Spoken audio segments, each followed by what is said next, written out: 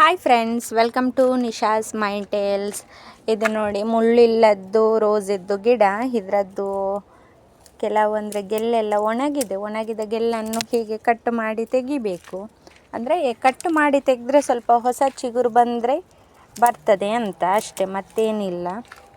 ಮತ್ತು ಹೂ ನೋಡಿ ತುಂಬ ಆಗಿ ಇದೇನು ತುಂಬ ದಿನದ್ದಲ್ಲ, ಆದರೆ ಬಾಡಿ ಹೋಗಿದೆ. ಸೊ ಈ ಹೂಗಳನ್ನೆಲ್ಲ ಹೀಗೆ ಅಂದರೆ ಉಗುರು ಕೈಯಲ್ಲೇ ಎಲ್ಲ ಕೀಳಲಿಕ್ಕೆ ಬರ್ತದೆ. ಅಂದರೆ ಸಾಫ್ಟ್ ಇದೆ. ಸೊ ಇದು ಕೈಯಲ್ಲೇ ಕಿತ್ತರೆ ಎಲ್ಲ ಅದಾಗಿ ಬೀಳುವುದಕ್ಕಿಂತ ಕೈಯಲ್ಲಿ ಕಿತ್ತು ನಾವು ಹಾಕಿದರೆ ಚಿಗುರು ಎಲ್ಲ ಜಾಸ್ತಿ ಬರ್ತದೆ.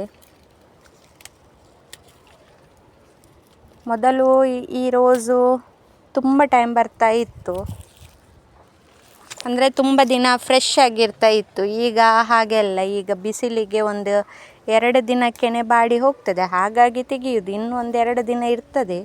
ಇದು ನಿಜವಾಗಿ ಪೆಟಲ್ಸ್ ಉದುರುವುದಿಲ್ಲ ನೋಡಿ, ಅಂದರೆ ಬಾಡಿ ಹೋಗಿ ಒಣಗಿ ಹೋಗಿರ್ತದೆ ಇದು.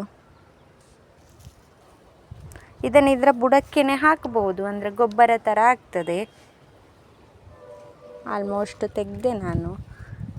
ಇದು ಒಂದು ಫ್ರೆಶ್ ಇದೆ, ಆದರೆ ನೋಡಿ ಬೇಸಿಗೆಗೆ ನೀರು ಕಡಿಮೆ ಆಗ್ತದೆ, ಮೊಗ್ಗೆಲ್ಲ ಸಣ್ಣದಾಗ್ತದೆ, ಸಣ್ಣವಾಗ್ತದೆ. ಇದನ್ನು ಕೈಯಲ್ಲಿ ಅಂದರೆ ಕಷ್ಟ ಆದರೆ ಕೆಲವೊಮ್ಮೆ ಸೀಸರ್ ಅಥವಾ ಗಾರ್ಡನಿಂಗ್ ಟೂಲ್ಸ್ ಇರ್ತವೆ ನೋಡಿ, ಅದರಿಂದ ಸಹ ಕಟ್ ಮಾಡಿ ತೆಗಿಬೋದು. ಹೂವೆಲ್ಲ ಕೈಯಲ್ಲಿ ತೆಗೆದರೆ ಒಳ್ಳೆಯದು, ಬೇಗ ಚಿಗುರು ಬರ್ತದೆ ಮತ್ತು ಹೂವೆಲ್ಲ ಆಗ್ತದಂತ.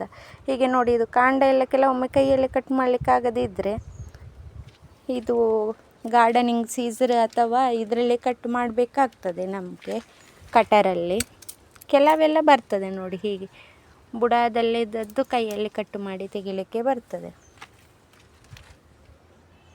ಇದರದ್ದು ಕಾಯಿ ಒಂದೊಂದೇ ಬೀಳ್ತಾ ಉಂಟು. ಇದು ಮನೆಯದ್ದೇ ನೋಡಿ. ಇದು ಒಂದು ಒಣ ಶುಂಠಿ ಅಂತ ಹೇಳ್ತಾರೆ, ಮೊನ್ನೆ ಅಷ್ಟೇ ಹಾಕಿದ್ದೇನೆ. ಅದು ಕಾಯಿ ಬಿದ್ದದ್ದು ಅದರ ಮೇಲೇ ಬಿದ್ದಿದೆ ನೋಡಿ. ಇದು ಫುಲ್ ಒಣಗಲಿಲ್ಲ, ಅಂದರೆ ಸ್ವಲ್ಪ ಈಗ ಬೇಸಿಗೆಗೆ ನೀರು ಕಡಿಮೆ ಆಗಿ ಸಹ ಬೀಳ್ತದೆ. ಅದು ಶುಂಠಿಯ ಗಿಡ ಒಳ್ಳೆಯದಾಗಿತ್ತು, ಅದು ಅದರ ಮೇಲೇ ಬಿದ್ದು ಬೆಂಡಾಗಿ ಹೋಗಿದೆ.